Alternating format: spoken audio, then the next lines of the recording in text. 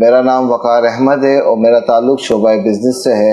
امیر اہل سنت سے سوال عرض ہے کہ آج کل دیکھا جاتا ہے کہ بہت سے لوگ جو ہے وہ نیا کام شروع کرتے ہیں، لیکن نقصان ہونے کی وجہ سے وہ ایک ہی سال میں اپنا بزنس کو بند کر دیتے ہیں۔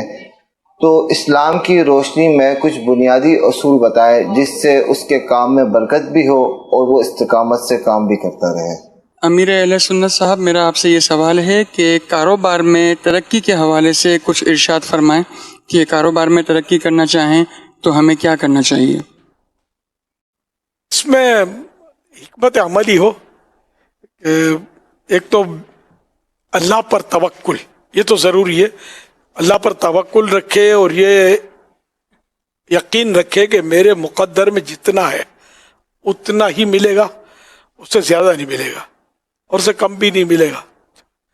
اب ظاہری طور پر مطلب ہے کہ بندہ جو چونکہ اس کو پتہ نہیں ہے نا کہ میرے مقدر میں کتنا ہے، تو وہ ہاتھ پیر مارتا ہے، تو کوئی حرج نہیں ہے، کوشش کرتا رہے جائز طریقے پر۔ لیکن اس میں دنیاوی اعتبار سے بھی کچھ احتیاطیں ہوتی ہیں۔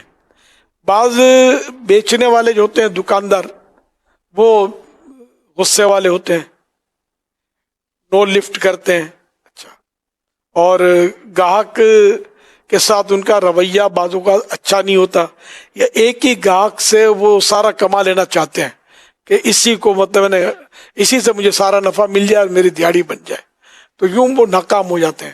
میں نے دیکھا ہے جوڑیا بازار میں ایک دکان پر میں بھی جاتا تھا، بہت پرانی بات ہے، اناج وغیرہ لینے کے لیے، تو اس پر بڑا رش لگا رہتا تھا، اور دوسرے دکاندار بیچارے بس خالی دیکھتے تھے۔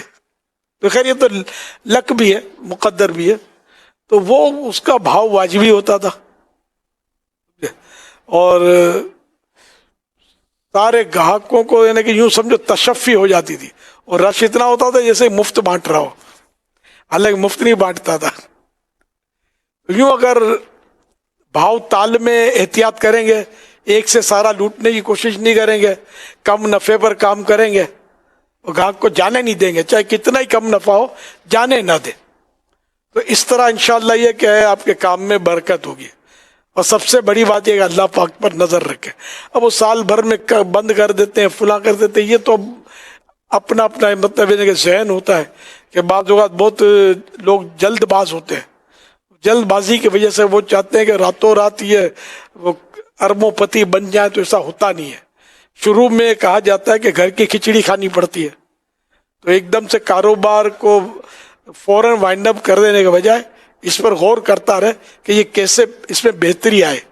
تو شروع میں مطلب یہ دے کہ وہ کام جمتا نہیں ہے، کئی کام ایسے ہوتے شروع میں نہیں جمتے، آہستہ آہستہ آہستہ آہستہ وہ جم جاتے ہیں۔ تو جیسا کاروبار، جیسا موقع، اور جیسے اپنے اخلاق، سچی بات ہے کہ جیسے اپنے مقدر۔ صلو علی الحبیب صلی اللہ علیہ محمد۔